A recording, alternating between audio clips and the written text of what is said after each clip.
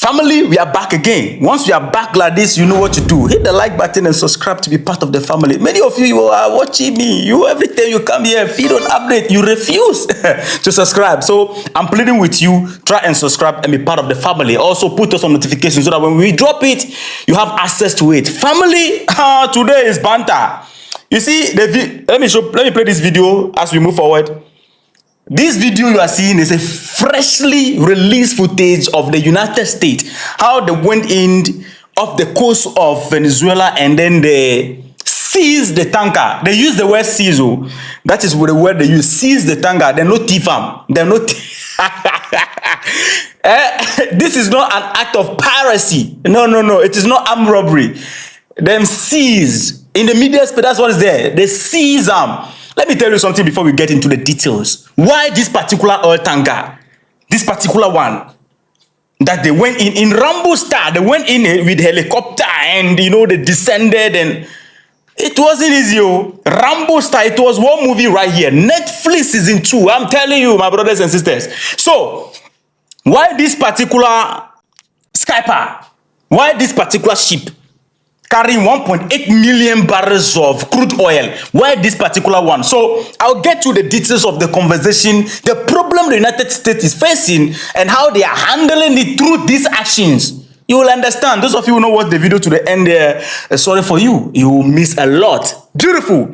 This is what happened. You see, in this world, one of the things you need, actually, what you need, so that people can respect you. Nobody can bully you. Nobody can walk on your right. It's for you to have a strong military presence. Nobody will bully you. I'm telling you the truth. Not even a single soul in this world will bully you.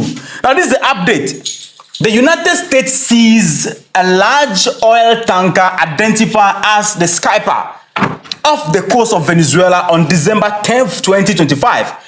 This was confirmed by the President Donald Trump and U.S. officials. The U.S. forces, including the Coast Guard, supported by other agencies, boarded the vessel using helicopters in what was described as a planned enforcement action. So they sat together and then they planned it and went in and then executed the plan. The tanker was loaded with Venezuelan crude oil around 1.8 million barrels and was heading out of Venezuelan waters when it was intercepted just before a federal warrant expired. See, why this particular oil tanker is very, very important. So hold that one, okay? Hold it aside. Let's move forward. I will gist you understand? Beautiful. This is the position of the U.S. government. Why they seized the tanker? The United States says it seized the tanker because it was sanctioned and allegedly part of an illicit shipping network transporting Venezuelan and Iranian oil in violation of U.S. sanctions. We'll get that to understand this sanction policy and how it's working, okay? The White House officials stated they intend to take possession of the oil on board under U.S. law. Though legal processes for oil forfeiture are ongoing, additional sanctions were also announced against Maduro family members and shipping companies linked to Venezuela oil transport. So any shipping company that want to deal with Venezuela, the United States, they will impose sanction on you and punish you with law. This is what the United States president said. Let's listen to that one quickly and we move forward. As you probably know, we've just seized a tanker on the coast of Venezuela, a large tanker, very large.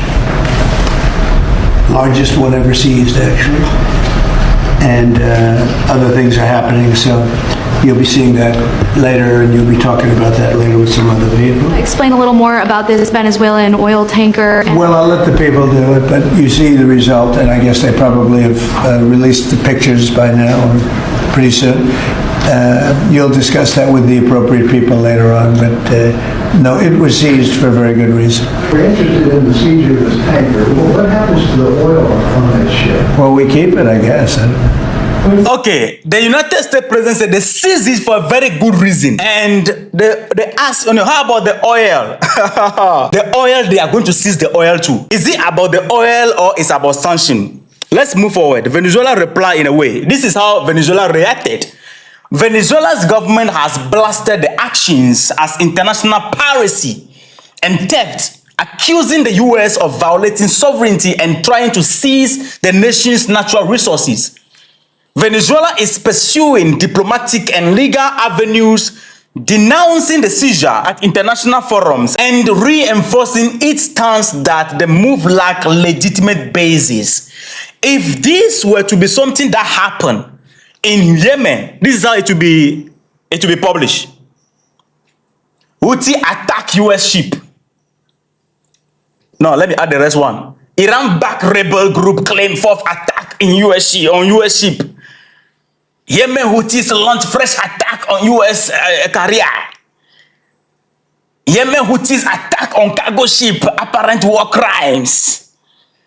Houthis attack merchants. This is how the narrative will be. But when it is the United States, they use the word seized. You carry helicopter, go hijack somebody's oil tanker. You say you seize out your own? Now your own? The US said, somebody's oil tanker, you go seize them, somebody's own resources. Now let's explain. Since they said it is part of their way of enforcing sanctions law, then let's understand how the sanctions work. Then we move from there to understand why that particular oil tanker.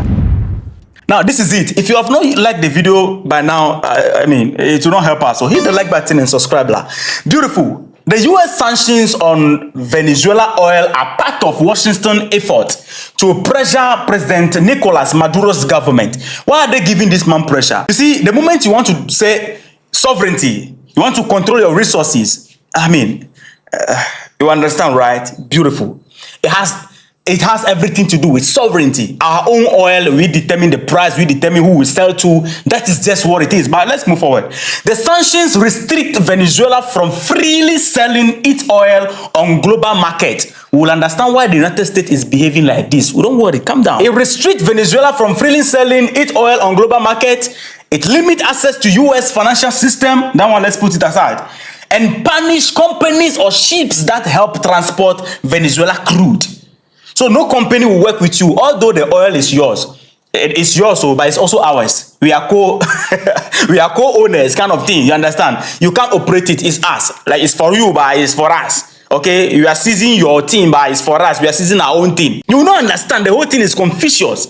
Anyway, the US argue the sanctions are meant to force democratic reforms and punish corruption and human rights abuses. The people in Venezuela are not complaining about democratic or their system of governance. The people are not complaining about the corruption they are talking about. The people are not complaining that their rights are being abused. It's only those who are on the other side that are complaining on behalf of the people.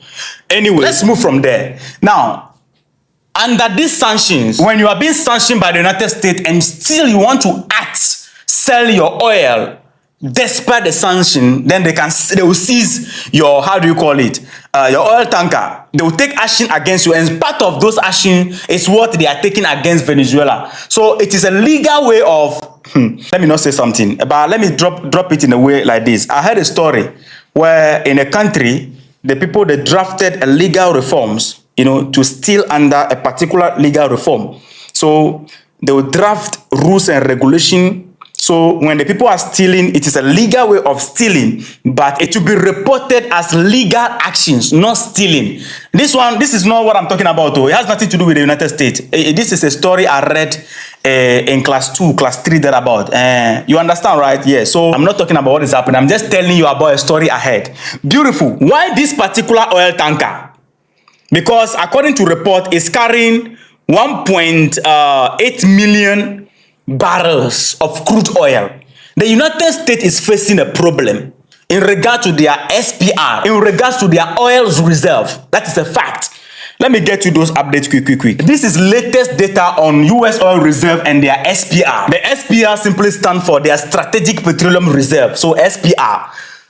Official data currently shows US proved crude oil reserve fell in 2023, down about 3.9% from 2022. Even while production increased, still they are declining. This means there is less economically accessible oil left underground than before. The US Strategic Petroleum Reserve, abbreviated the SPR, created for emergencies, has declined significantly over recent years due to releases used to stabilize the market. So they have released some to stabilize or to control price in the market. You understand? So because of that, their SPR has decreased. What else? Recent data shows US crude oil inventories, excluding the SPR, fell by around 1.8 million barrels in early December 2025, keeping stocks significantly below seasonal averages. Now, is this making any sense to anybody? Look at the figure. The crude oil fell around 1.8 million barrels in early December 2025, just recently. And the news came out that the United States seized what? The tanker that the United States seized from Venezuela, the tanker was loaded with Venezuelan crude oil around 1.8 million barrels. Is anybody connecting anything right here? I be my eye, they pay me. This is recent data saying that crude oil inventories, excluding SPR, fell by around 1.8 million barrels. And the United States right now, and this thing happened just December, fresh news. And the United States went ahead and seized a tanker under legal rules and law enforcement, a tanker loaded with 1.8 million barrel Venezuelan crude oil. I hope you understand. Now, the United States is facing a problem. The United States is facing three major problems right now. The summary of the problem the United States is facing right now is three major problems. Number one, their reserves are falling. Number two, the SPR has been drawn down. Number three, growth in production is flattening. These things, somebody will say, oh, official survivor, you are fabricating things. Listen to this man. This is James Danley, U.S. Deputy Secretary of Energy. Listen to what he said. If I'm fabricating things, we will know. The Strategic Petroleum Reserve has been depleted, and it is part of our job going forward to try to replenish it. Yeah. Yeah. There were quite a lot of sales in the past. Yeah. Speaking of policy. Yes. Speaking of policies from previous eras, there quite a bit of it was depleted. And how concerning is that to the administration?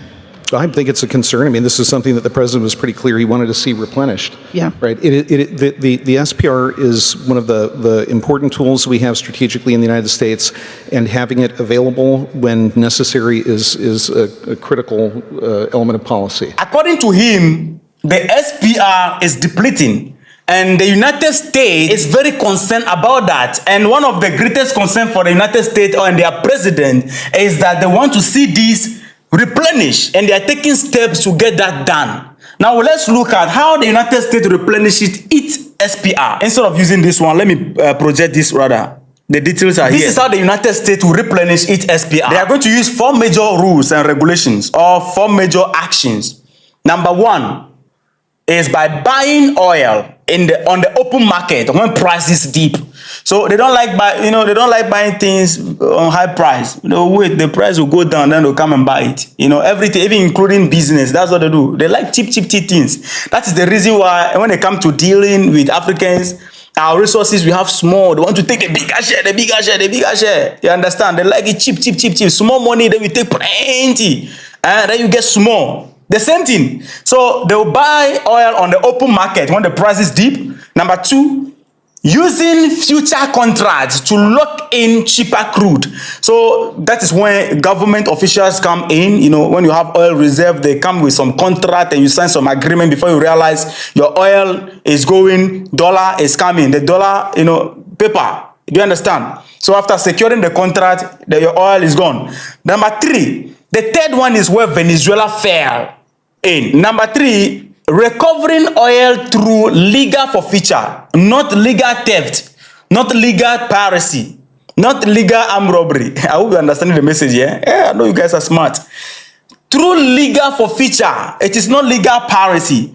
Through legal forfeiture from sanctioned or illegal shipments. This is where Venezuela came into the picture, because Venezuela oil is sanctioned. So this is part of a way of replenishing their SPR. When they sanction you and you want to violate the sanctions, they seize the oil tanker, seize the oil added to it. Legal way of you remember the story I told you, right? Yeah, the United States there. Forget though. These guys, I'm telling you. So what they are doing right now is that as it is right now in the news, who is violating the rule? The United States of Venezuela. When you look at it, the United States going to hijack the oil tanker and seizing the oil together with the tanker is legal on global stage. But Venezuela trying to sell their own oil is illegal. Somebody shout, oh yeah. Somebody shout power in the comment section. It's funny, right? Your own oil, you want to sell it, is illegal. I come and then I hijack your tanker, I take it away, it's legal. The whole thing is confusing.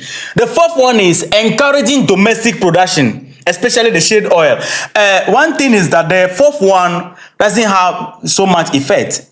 It's not that effective, okay? When it comes to production, the fourth one play a little role in production or in replenishing the SPR. But this one is the cheapest way to replenish it without the United States spending much, because the only thing you need is buy, what do they use for helicopter? Is it petrol, diesel, whatever they put in that thing? Buy it, put it inside, load the soldiers, go and hijack. Why? Because we are acting or we are enforcing law.